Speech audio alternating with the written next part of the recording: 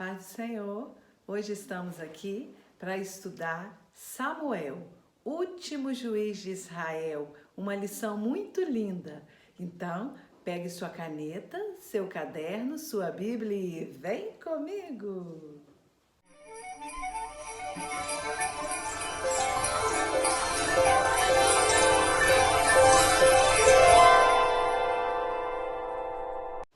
Samuel, então, é filho de Ana, nós estudamos na lição anterior, com Eucana. Seu pai era da tribo de Levi, embora não fosse da linhagem sacerdotal de Arão. E para a gente entrar um pouquinho no contexto da história, nós vamos ver que esse povo já está dentro de Israel.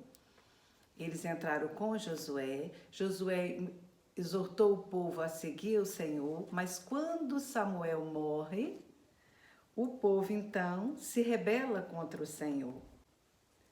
Deus levanta anjos e pessoas para exortar o povo a voltar ao seu caminho, mas eles resolveram fazer o que queriam. Isso está em Juízes 2, de 1 a 5 e Juízes 6, de 7 a 10.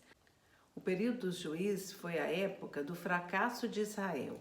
Eles estavam vivendo um período caótico e foi também da resposta de Deus ao clamor do seu povo. Deus levantou Samuel num período de crise da história de Israel. Esse período durou cerca de 350 a 450 anos. Ele serviu como juiz, sacerdote e profeta. Ele então vai encerrar a era dos juízes e inaugurar a era dos profetas. Nós vamos dividir a história de Samuel em dois. Primeiro, nós vamos falar Samuel como sacerdote e profeta, e depois nós vamos falar como juiz.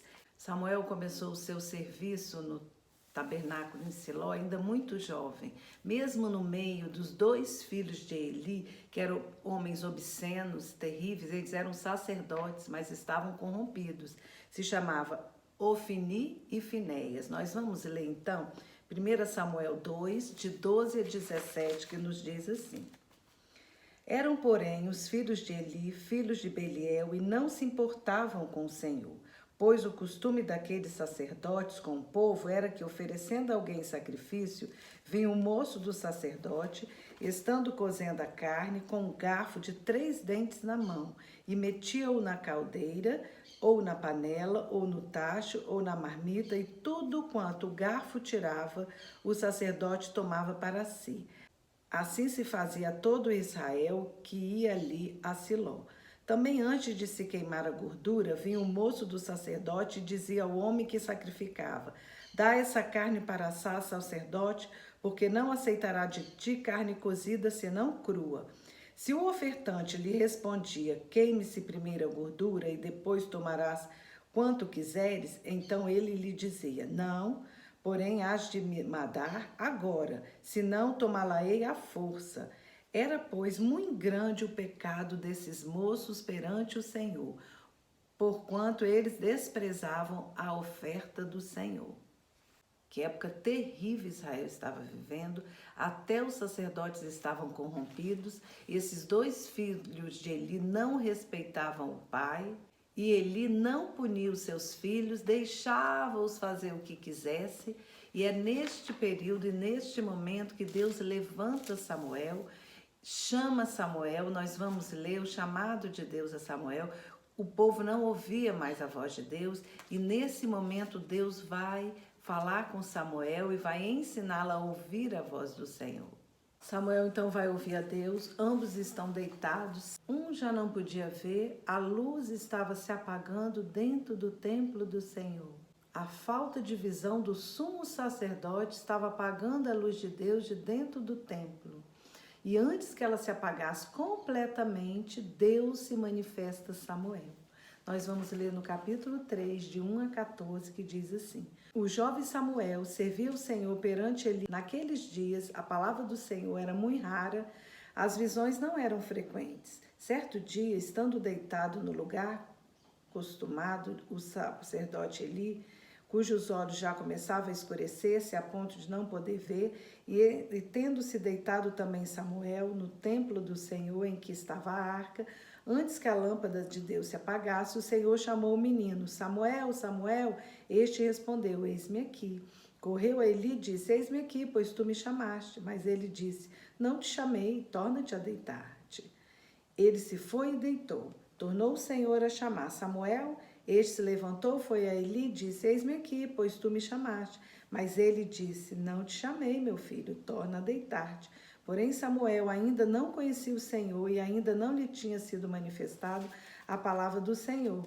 O Senhor, pois, tornou a chamar Samuel terceira vez, e ele se levantou e foi a Eli e disse: Eis-me aqui, pois tu me chamaste. Então entendeu Eli que era o Senhor quem chamava o jovem.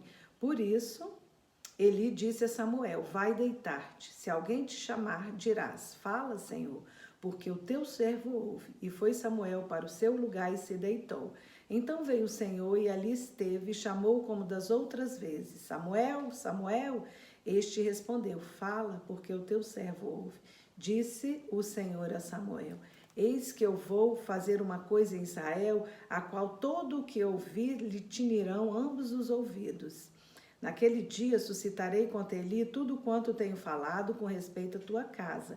Começarei e cumprirei, porque já lhe disse que julgarei a sua casa para sempre pela iniquidade que ele bem conhecia, porque seus filhos se fizeram execráveis, e ele não os repreendeu, porquanto jurei à casa de Eli que nunca lhe será expiada a iniquidade, nem com sacrifício, nem com ofertas de manjares.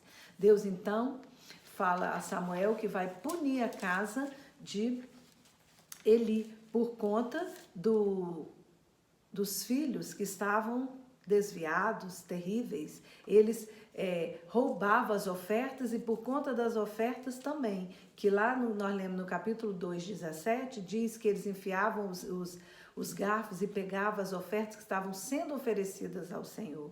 Isso era gravíssimo, eles roubavam as ofertas de Deus. E Deus, então, fala tudo que vai fazer e exterminar a casa de Eli.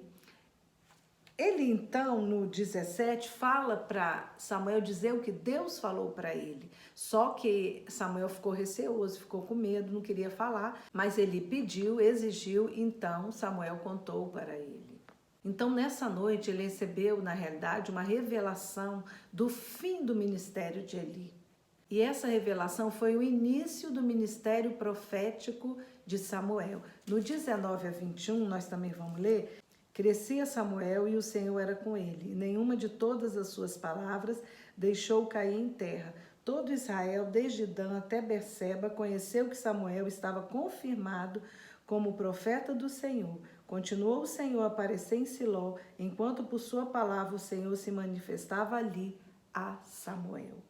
Então nós vimos que ele foi separado como profeta e todo o povo de Israel o reconheceram como tal.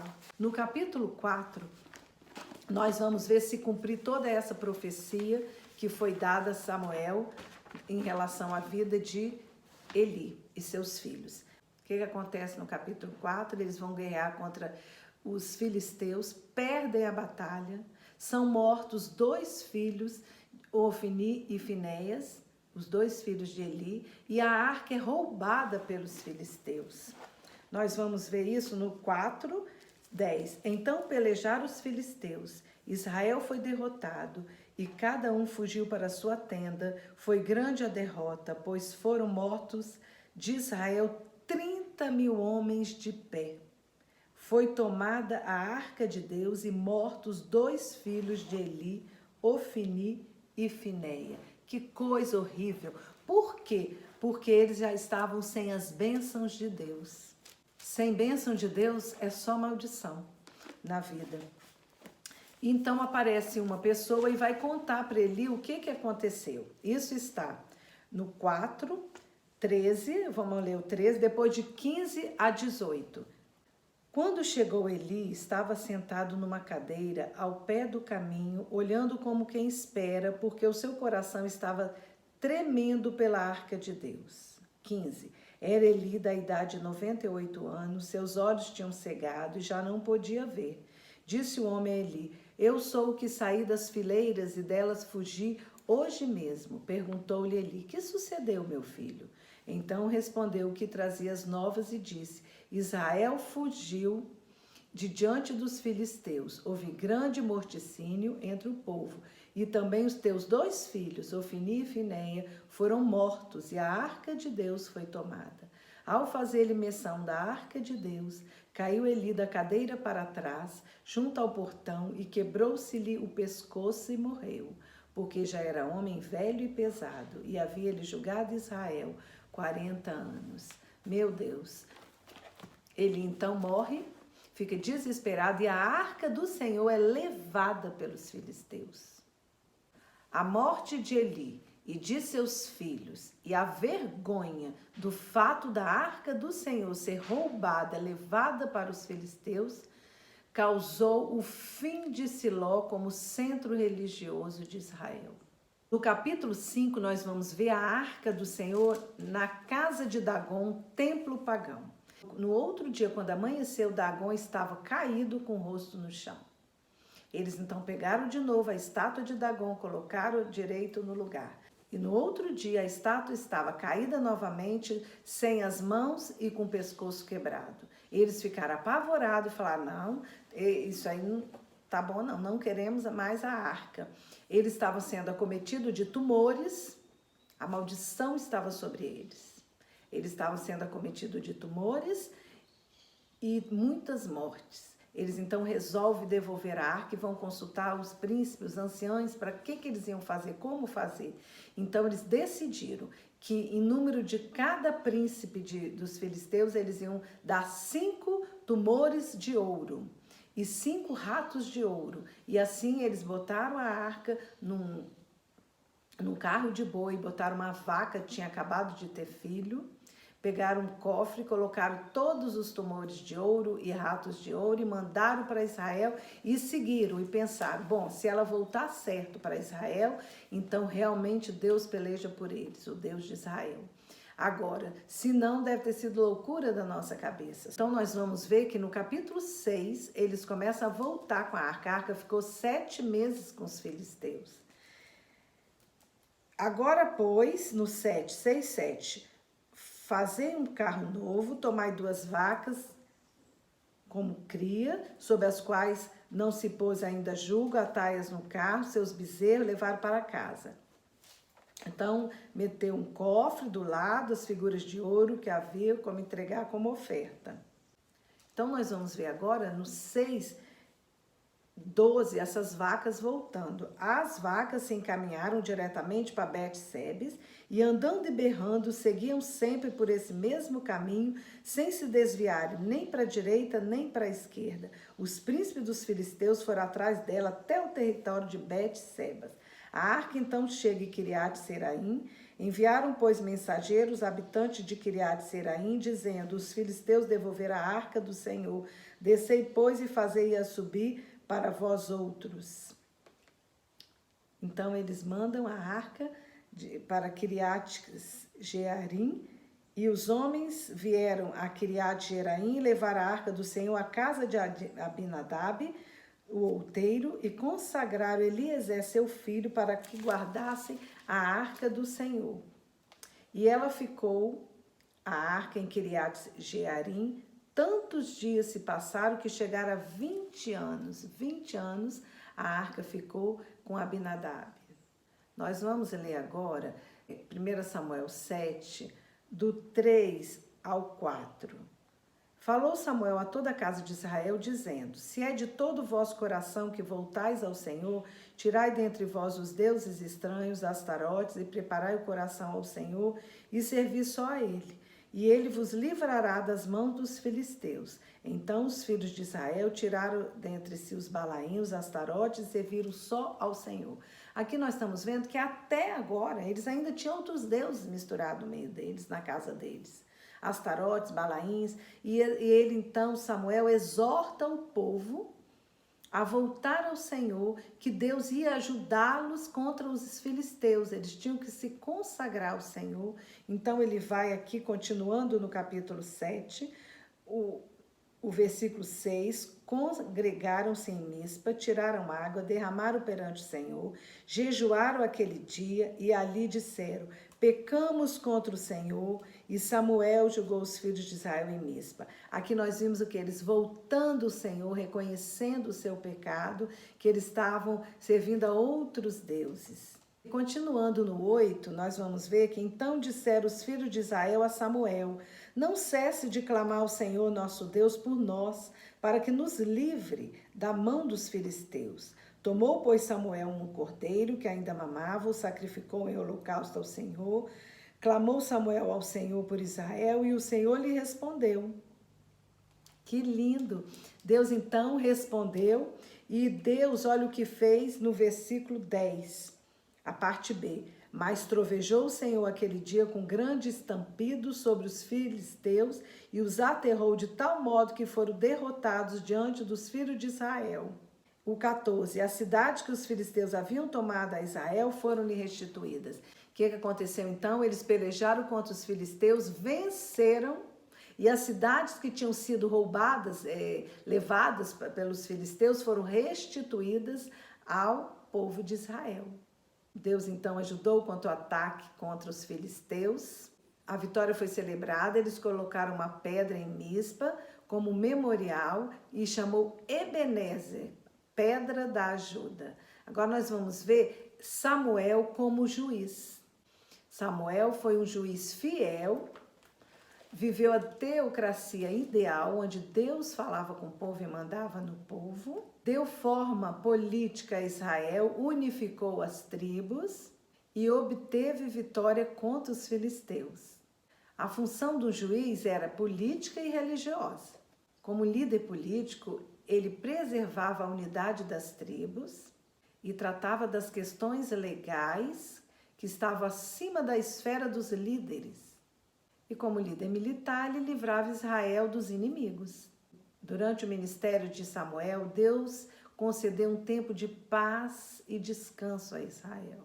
O centro de sua liderança foi seu local de nascimento, a cidade de Ramá, está em 7:17. Porém, voltava a Ramá, porque sua casa estava ali, onde julgava Israel e onde edificou um altar ao Senhor. Ele partia então de Ramá, de onde ele viajava, voltava para Ramá, e onde ele visitava as cidades e julgava o povo. O capítulo 8, de 1 a 3, diz sobre os seus filhos. Pouco se sabe sobre a vida doméstica de Samuel, mas se sabe que os 2 filhos dele eram ímpios. Tendo Samuel envelhecido, constituiu seus filhos por juízes sobre Israel. O primogênito chamava-se Joel, o segundo Abias, e foram juízes em Berseba. Porém, seus filhos não andavam nos caminhos dele, antes se inclinavam à avareza e aceitavam suborno e perverter o direito. Os 2 filhos deles aceitavam suborno, eram juízes corruptos.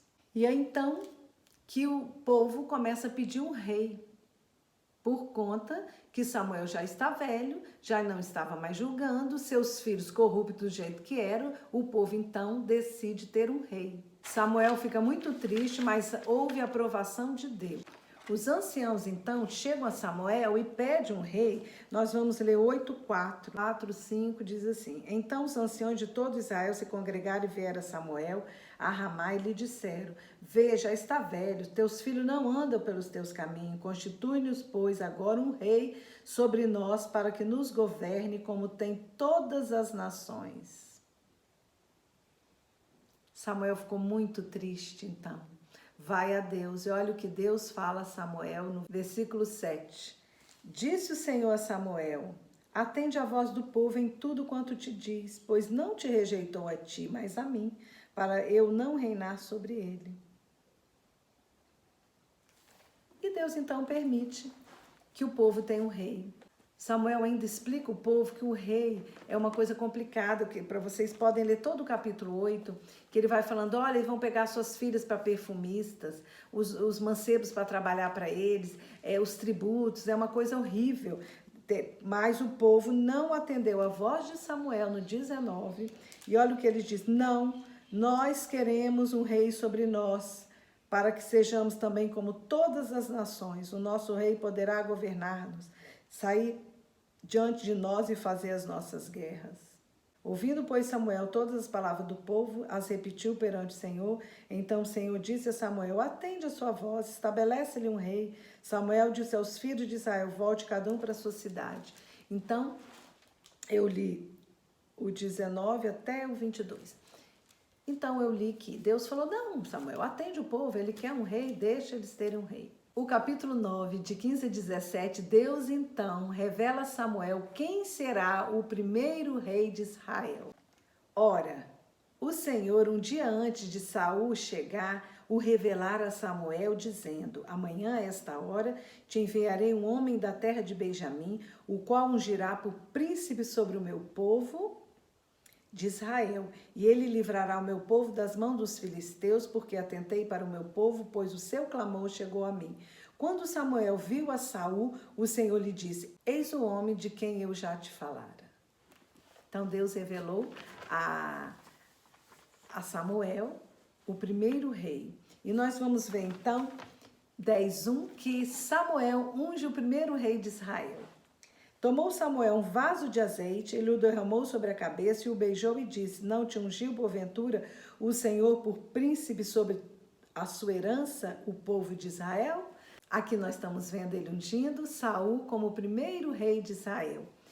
1 Samuel 12, nós vamos ver que Samuel já está velho, no fim do seu ministério público. Ele então, de 1 a 5, nós vamos ler, que ele vai exortar o povo. Ele vai, então, fazer uma revisão da sua vida. Então disse Samuel ao povo de Israel: eis que ouvi a sua voz e tudo quanto me disseste, e constituí sobre vós um rei. Agora, pois, eis que tende o rei à vossa frente, já envelheci, estou cheio de cães e meus filhos estão convosco. O meu procedimento esteve diante de vós, desde a minha mocidade até o dia de hoje. Eis-me aqui, testemunhai contra mim perante o Senhor e perante o seu ungido. De quem tomei o boi? De quem tomei o jumento? A quem defraudei? A quem oprimi? E das mãos de quem aceitei suborno para encobrir com ele os meus olhos? E vou-lo restituirei. Então responderam: em nada nos defraudaste, nem nos oprimiste, nem tomaste coisa alguma das mãos de ninguém. E ele lhes disse: o Senhor é testemunha contra vós outros, e o seu ungido é hoje testemunha de que nada tendes achado nas minhas mãos. E o povo confirmou: Deus é testemunha. Aqui então ele está exortando, que ele está velho, está mostrando a eles, né, como ele foi, que ele foi um juiz, um sacerdote íntegro, não foi corrompido, ele não era corrupto, era um homem de Deus. E outra coisa outro rei que Samuel unge é Davi. Está lá em 16, só o versículo 13 que nós vamos ler. Tomou Samuel o chifre de azeite e ungiu no meio dos seus irmãos, e daquele dia em diante o Espírito do Senhor se apossou de Davi. Então Samuel se levantou e foi a Ramá. Então nós vimos que Samuel ungiu os dois primeiros reis de Israel, Saul e Davi. E aqui ele encerra então a era dos juízes, que durou praticamente 450 anos, e inaugura então, agora vai ser inaugurada a era dos reis. E nós vamos então começar a estudar agora os reis. O primeiro rei Saul, que vai ser a próxima lição. E nós vamos ver então a morte de Samuel, que está no versículo 25, 1. Faleceu Samuel, todos os filhos de Israel se ajuntaram e o prantearam e o sepultaram na sua casa em Ramá. Davi se levantou e desceu ao deserto de Parã. Quando Samuel morre, Saul ainda era rei de Israel. Nós então chegamos no fim da nossa lição. O que nós podemos aprender então com a vida de Samuel? Primeiro, Samuel tinha integridade de caráter. Samuel não se corrompeu, como nós vimos. Samuel não era corrupto. Samuel era um homem íntegro, como sacerdote, como juiz, como profeta. Era um homem de Deus, tinha integridade de caráter. Segundo, ele não sofria influências. Você viu que Samuel foi criado na casa de Eli, 2 filhos corruptos, obscenos, e ele não se corrompeu, permaneceu fiel ao Senhor. Cresceu no meio deles, mas não foi influenciado por eles. Ele aprendeu a ouvir a voz de Deus. É fundamental conhecermos a voz de Deus. Nós vimos que no Jardim do Éden teve 3 vozes. A voz de Deus, que falou: de todas as árvores podereis comer, menos da árvore do conhecimento do bem e do mal. A voz do homem, entre Adão e Eva, e a voz da serpente, a voz de Satanás. Nós temos que aprender a ouvir a voz de Deus e não dar ouvido à voz do diabo. Temos que dar mais atenção à voz do nosso Deus. Aqui nós encerramos mais uma lição. Se você gostou, compartilhe com seus amigos, inscreva-se no canal, ative o sininho, que quando eu postar uma nova lição você vai ser notificado. Vamos então orar? Senhor, nesse momento, ó Deus, nós queremos colocar essa pessoa que está aí diante do Senhor. Eu não conheço, tenho falado ao Senhor, muitos eu não conheço, mas o Senhor é um Deus onipotente, onipresente, o Deus todo-poderoso. Eu sei que Tu conheces essa vida que está conosco fazendo esse estudo. Quero colocar ela em Tuas mãos nesse momento, ó Deus, pedindo, clamando que o Senhor venha sobre ela, trazendo uma bênção especial neste dia, trazendo sobre ela, Deus, a resolução de algum problema, angústias, dificuldades, seja o que for que essa pessoa esteja passando. O Senhor, Deus onipresente, o Senhor é aquele que pode todas as coisas. Tu és o Deus do impossível. Por isso, Deus, nós confiamos no Senhor e colocamos essa vida em Tuas mãos. Recebe essa vida, ó Deus, que ela possa abrir o coração, receber Jesus Cristo como Senhor e Salvador, e o Senhor possa fazer maravilhas no meio dela, assim como o Senhor fez através da vida de Samuel, um homem íntegro, no meio de uma geração corrompida, de uma nação corrompida, de uma família onde os irmãos eram totalmente corruptos. Ele permaneceu fiel ao Senhor. Meu Deus, que nós possamos permanecer fiéis até o fim diante da Tua presença. Senhor, toma essa vida, guarda, cuida, liberta, protege, traga alegria, em nome de Jesus. Amém. Até o próximo estudo, que será Saul, o primeiro rei de Israel.